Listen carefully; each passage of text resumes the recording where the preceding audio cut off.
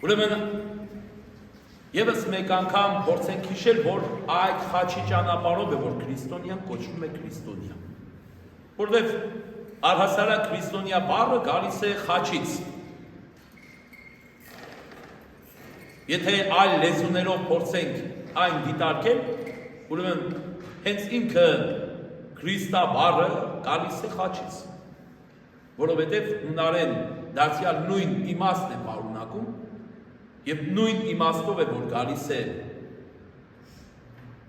մեզ ապացուցելու, որ մենք իբրև քրիստոնյաներ այդ խաչի պաշտպանող հետևողներ ենք։ Բայց ինչպես գրեց այդ խաչը մեզ համար, ինչպես դարձավ այդ խաչը մեզ համար իբրև փրկության գործիք, ինչպես դարձավ մեզ համար իբրև հույս։ Այսօր ավետարանական ընթերցվածքներով բոլորիս համար եւս մեկ անգամ պարզ դարձավ, թե ինչպես։ Ինչ կյանքի գնով, ինչ արյան գնով, ինչ տառապանքով, ինչ չարչարանքով, ինչի համար, ում համար, որ մենք մնանք նույն հին դաշտերի վրա, ինչպես ասում է Պողոս Առաքյալը, չէ՞ որ դուք կրեցիք արյան գույնը, դուք ստացաք Հիսուս Քրիստոսի արյան գույնը, չէ՞ որ այդ արյունը թափվեց ձեզ համար, որպեսզի ասում է ստանաք այն, ինչ որ Աստված կամեցավ, որ յուրաքանչյուր մարդ իբրև իր սիրելի զավակ գտնի իր ուրույն տեղը երկնային արքայության մեջ։ Պողոս Առաքյալն էլ ասում է, այդ ո՞ր մե հրեշտակների համար Աստված խոնարհվեց, ո՞ր մե երկնային զորքերի համար Աստված իջավ, չարչարվեց, խաչվեց, ինքը ստորացավ, իր վրա կրեց անարգանք, որևէ մեկ հրեշտակի անուն կարող եք տալ, որի համար Աստված չարչարվել կամ խաչվել է կամ ինչ որ նեղություն է կրել, ոչ մեկի համար, միայն մարդ արարածի համար։ Եվ մարդ արարածի ձեռքով։ Ճիշտ է, շատերը այսօր կարող է շատ բաներ խոսեն կամ ասեն, գիտես, առանց ավետարանը հասկանալու կամ ընկալելու, թե այն քահանայապետներ, այն քահանաները, որոնք որ խաչեցին Քրիստոսին, դրանք դուք եք։ Կամ այսօր բազմահազարավոր մարդկանց կողմից, ովքեր որ աղանդավորական գաղափարախոսություն ունեն, միշտ այս խոսքը մեջ բերում է, որ Քրիստոսին խաչեցին քահանաները։ Առանց հասկանալու, առանց ընկալելու, որ քրիստոնեական քահանայությունը այլ բան է։ Հին հրեական քահանայությունը այլ բան է։ Ահարոնյան քահանայապետությունն այլ բան է, Մելքիսեդեկյան քահանայապետությունը այլ բան է։ Մելքիսեդեկյան քահանայապետությունը այն հավիտենական անանց քահանայապետությունը, որ սկսվեց Հիսուս Քրիստոսով։ Ուրեմն չէր կարող Հիսուս Քրիստոսի ձեռքով ստեղծված նոր քահանայապետությունը խաչել իրեն։ Այլ անցավոր քահանայապետությունը չհասկացավ, չընկալեց ավետարանական կամ հինկտակարանյան սուրբ գրքի այն խոսքերը, որտեղ որ մեկ առ մեկ նշանակություն էր տալիս եւ բացատրում էր Հիսուս Քրիստոսի գալուսյան մասը, թե ինչպես է գալու Աստծո որդին, որոնցից մեծամասնությունը այս օրերի ընթերցվածների մեջ ասվեց, այս օրերի ընթերցվածների մեջ բերվեց։ Խոսվեց այն մասին, թե ինչպես էր Աստծո որդուն գալիս այս աշխարհ, ինչպես էր չարչարվելու, ինչպես էր խաչվելու, ինչպես էր հարություն առնելու։ Եթե ինքը չէր Քրիստոս, հայրով էր։ Եթե այն գրվածները, որոնք գրված էին հին կտակարանյան մարգարեական գրքերում, եթե դրանք կատարվեցին ու այդ կատարվելուց հետո հարց այս աշխարհին, սկսած հրեա ժողովրդից վերջացրած մեզանից։ Եթե ինքը չէր Քրիստոս, եթե ինքը չէր Աստծո որդին, բայրով էր։ Ինչի մինչև հիմա 2000 տարի է անցել, ինչի մինչև հիմա ոչ մի մարգարեություն այլևս չի կատարվում, նույն դիպուկ ճշգրիտ ձևով, ինչպես որ կատարվեց Հիսուս Քրիստոսի վրա եւ Հիսուս Քրիստոսի ժամանակ։ Մեկ առ մեկ, կետ առ կետ,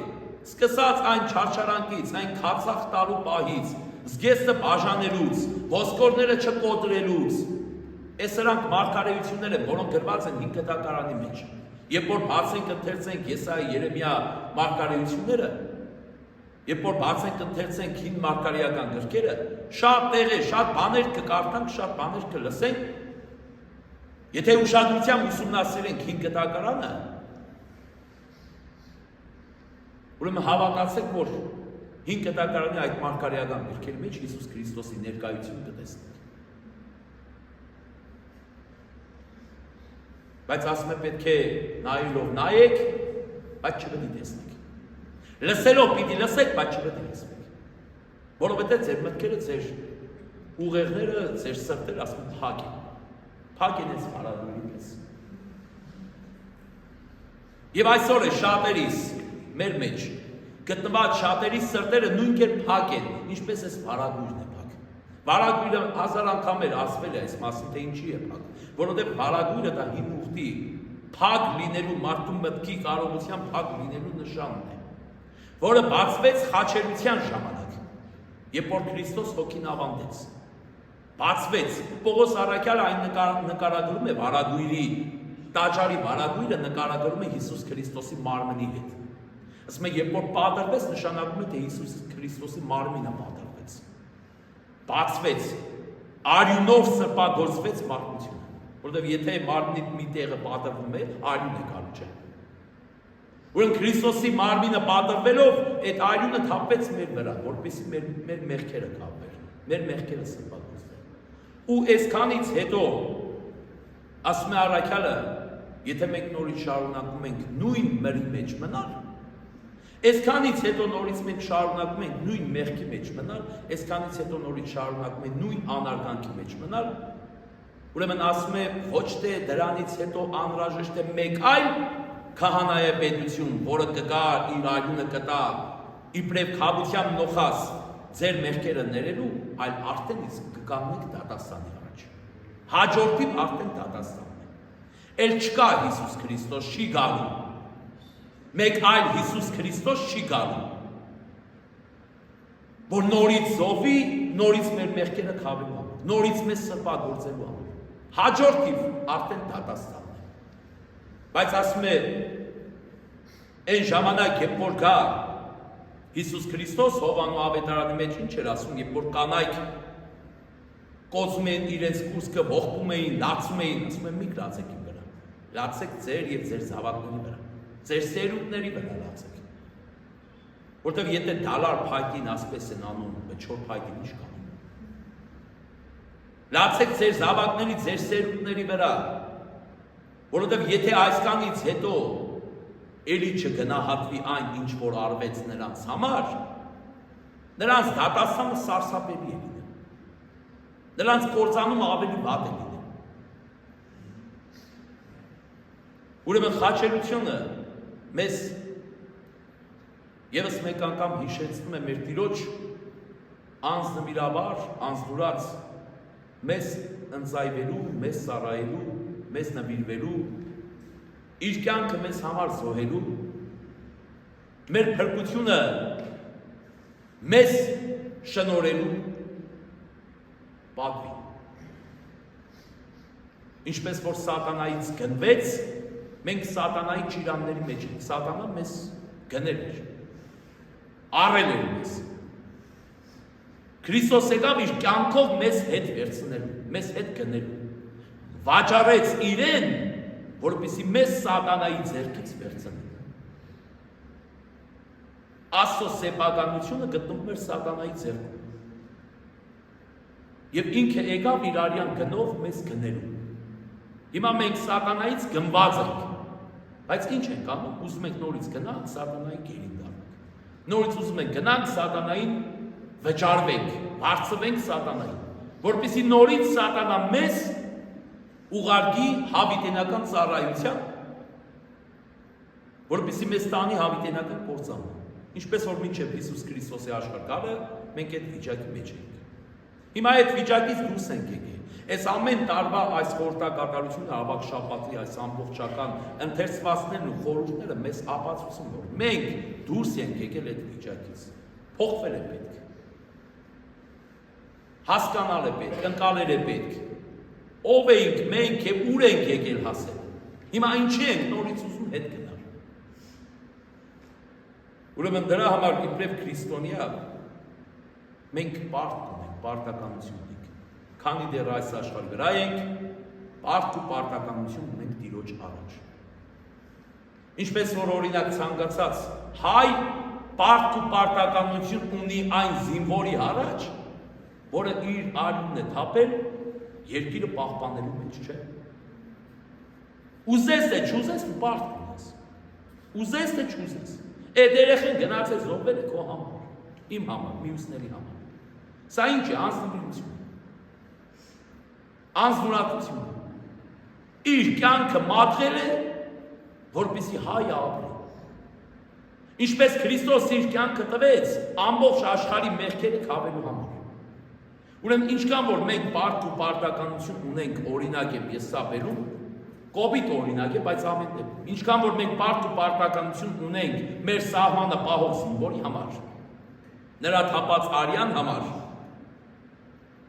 այնպես էլ առավելաբար հուր հավիտյան պարտք ու պարտականություն ունենք Տիրոջ առաջ։ Բայց Աստված ուրիշ բան չի ուզում։ Չի ուզում, որ մենք գնանք իր փոխարեն զոհվենք։ Այսօր շատերի կարծիքը որն է, եթե իմ զինվորի արյունը թափվել է, ուրեմն մենք էլ պարտավոր ենք մեր արյունը թափենք, որ քավվի այն ամեն ինչը պարտ ու պարտականություն ինչ որ ունենք զինվորի նկատմամբ։ Չէ, այդպես չէ։ Ճիշտ ապրելով է։ Ճիշտ պիտի ապրես։ Այդ մարդը իր կյանքը տվել է, որ դու ճիշտ ապրես։ Սուրբ կյանքով ապրես, արդար կյանքով ապրես, պահես այն հողը, այն սրբությունը, որը քեզ է տրված, ոչ թե ծախես, ոչ թե նվիրաբերես։ Ինչ որ խաղաղության դիմաց։ Այդ խաղաղությունը կյանքի գնով է եղել։ Այսօր մեր կյանքում, հոգևոր կյանքում խաղաղություն ենք փնտրում։ Այդ խաղաղությունը կյանքի գնով է եկել։ Հանգիստ տունը նստած մեր հոգին խաղաղություն չի գտնի։ Երեկ էլ ասեցի իմ խոսքի մեջ առաջորն եմ, միշտ էլ ասում եմ, մինչև չտարապես, այդ խաղաղությունը չես գտնի։ Որովհետև այդ խաղաղությունն, որ մեր հոգուն եկե հասել է, կյանքի գնով է հասել։ Հիմա մենք էլ այդ խաղաղության դիմաց պարտ ու պարտականություն ենք Տիրոջ առաջ։ Եվ որևէ մեկը եթե ուզում է հասնել հրգության, եթե որևէ մեկը ուզում է հասնել արդարության, եթե որևէ մեկը ուզում է հասնել խաղաղության, ուրեմն պետք է տկրի։ Պետք է մարմնով տանջվի, պետք է մարմնով չարչարվի, պետք է մարմնով ինչ որ միտեղ նեղություն կրի, որպեսզի իր հոգին կարողանա փրկվել, իր հոգին կարողանա խաղաղություն գնել։ Այս մասին 100 անգամ, 1000 անգամ երևի արդեն ասվել է։ Ինչ որ մեր հասարակությունը, մեր ժողովուրդը, քրիստոնյա ժողովուրդը սա չի պատկերացնում։ Որ այդ կյանքը, որ մեզ տրվեց, այդ որ կյանքը մեզ շնորհվեց, դա չշնորհվեց նստած տեղը, դա շնորհվեց արյան գնով։ Բայց չի շնորհվել, Աստված մեզ չի ասում, գիտես ինչ, գնացեք ձեր կյանքը տվեք, որպես հատուցում, որովհետև ես չարչարվեցի, խաչվեցի ձեր հոգու փրկության համար։ Աստված մեր մահը չի ուզում։ Ընդհակառակ Աստված մեր կյանքն է ուզում, ճիշտ կյանք, առողջ կյանք, մաքուր կյանքն է ուզում։ Մեղավոր կյանքը չի ուզում։ Չի ուզում, որ մենք մեռնենք։ Աստված մեր մահը չի ուզում։ Աստված ուզում է, որ ճիշտ կյանք ապրենք։ Բայց իհարկե բնականաբար է ճիշտ կյանք ապրելու համար մի քիչ պետք է մենք մեզ նեղություն տանք, որ այդ ճիշտ կյանքը ապրենք։ Այս աշխարհի գայթակղություններից փորձենք մի քիչ հետ կանգնել։ Հիմա այսօր ավակ ուրբաթ է։ Ուրիշ անգամներ, անցած անգամներ ասեցի, այս անգամ են դարձյալ անդրադարձ են կատարում։ Ավակ ուրբաթ է։ Այսօր երեկոյան, այլևս թաղման կարգից հետո մեզ համար իբրև արդեն սկսվել է սուքը։ Եկեղեցին արդեն սգո մեջ է։ Ուրախություններ, ցնծություններ, չգիտեմ, այնտեղ այլ տեսակի երևույթներով այսօր մարդը քրիստոնյան իրավունք չունի զբաղվելու։ Իսկ երեկոյան թաղումից հետո, երբ որ այլևս Քրիստոս գերեզմանի մեջ է, այլևս աշխատելու իրավունք չունի։ Մինչև որ Քրիստոս պիտի հարություն առնի։ մինչև որ պիտի ուրախանանք, մինչև որ պիտի ցնցանք։ Դրա համար մտորելու տեղիք է սա յուրաքանչյուր քրիստոնյայի համար, որ նստի եւ մտորի, նստի եւ աղոթի, նստի եւ մտածի, որ իր մեղքի համար է, որ այսօր Աստված չարչարվեց, իր մեղքի համար է, որ այսօր Աստված այդ տառապանքը կրեց։ Ամեն ավետարանը ընթերցելու ժամանակ, իհարկե, ես ինքս անգամ մի կերպ եմ փորձում ավետարանը ընթերցել, խեղդելով իմ լացը, խեղդելով իմ ցավը, որ ամեն քրիստոնյա այսպես պետք է խեղդի իր լացը, խեղդի իր ցավը, հասկանա թե ինչ կրեց Աստված իր պատճառով, բայց ոչ թե մեղքի զգացում ունենալով, ոչ թե մեղքի զգացում, սաղ կյանքը ինքնախարազանի, որ վայ, մեղքի զգացում, այլ փոխելով իր կյանքը, դեպի լավը, դեպի բարի։ Իսկ այդ փոխելը սկսվելու է այսօրվանից, այս ամեն ավակ ուրբաթից, որ գիտակցի, եթե ինքը կարողացավ պահել ավակ ուրբաթը ճշմարտացիորեն, մի պահ ինքն իրեն կտրեց աշխարհիկ ցանկություններից ու հաճույքներից, ընդամենը մեկ օր է, ուրբաթ, շաբաթ օր այլևս հարություն երեկոյի, ընդամենը մեկ օր պետք է իրեն նեղություն տա, բայց մեր ժողովուրդը այդ մեկ օրն էլ չի ուզում իրեն նեղություն տա։ Հիմա ուզում եք իջնենք ներքև, եկեք բոլորս իջնենք ներքև։ Ամեն մի ռեստորանի, ամեն մի ինչ-որ բանի թաղամասի կողքով անցնելուց ինչ տեսակի մուզիկայի ձեն ասես կլսես։ Ժողովուրդը իրանց համար, հետ տեղակը չէ, Քրիստոս խաչվել է, չի խաչվել, հարություն կառնի, չի արնի, իրենց հետ վեճտը չէ, բայց երբ որ իրենց պետք կլինի, կսկսեն քննադատել, ուր է իր Աստված, որ այսպես եղավ, ինչի սենց արեցիր, ինչի համար, այդ հարցերը կսկսեն տալ, բայց երբ որ պահը գալիս որ Աստծուն է պետք, որևէ մեկը չի տկնում, չի տառապում, որ Աստծուն պետք եղած ժամանակ Աստծու կողքին լինի։ Այդ ժամանակ ոչ մեկս մյուսի կողքին չենք։ Մեր միջավայրում էլ է այդպես։ Երբ որ պահը գալիս է, պետք է հավաքվենք մեկս մյուսի շուրջ, նրա ցավը ցավալու, նրա սուտը զգալու, ոչ ոք չկա։ Բայց երբ որ մեր անվան համար պիտի անենք, բոլորս կանգնած ենք։ Մեր անվան համար բոլորս կանգնած ենք, բայց երբ որ մեր անվան համար չէ, ոչ ոք չկա։ Այնպես էլ, ինչպես մենք մեր անձի մասն ենք մտածում, այնպես էլ Աստծո մասն ենք մտածում։ Ինչպես մեր կյանքն ենք վարում, մեր հարազատների, բարեկամների շրջապատում, այնպես էլ Աստծո մասն ենք մտածում, Աստծո մասն ենք օգտվում։ Ուրեմն այսպես եւ ժամը 5-ին կհանդիպենք Քրիստոսի թաղման արարողությանը, կպատրաստվի գերեզմանը եւ ընթացքում մեր աղոթքով եւ արարողակարգով նաեւ կնշենք, կհիշենք ավետարանական ընթերցվածներով, կհիշենք նաեւ Քրիստոսի թաղման արարողության այդ ամբողջական դրվագն ու պահերը, եւս մեկ անգամ վերապրելով, եւս մեկ անգամ մեր կուրծքը կոծելով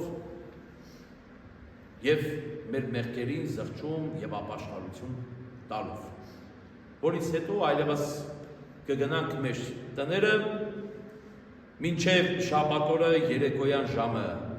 6-ը կհավաքվենք ճրակալույցի այլևս պատարագին, արարողակարգին եւ կդիմավորենք Սուրբ Հարությունը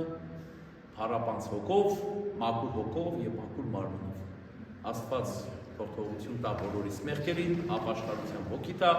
գնացեք խաղաղությամբ մինչ երեկո ժամը 5-ը։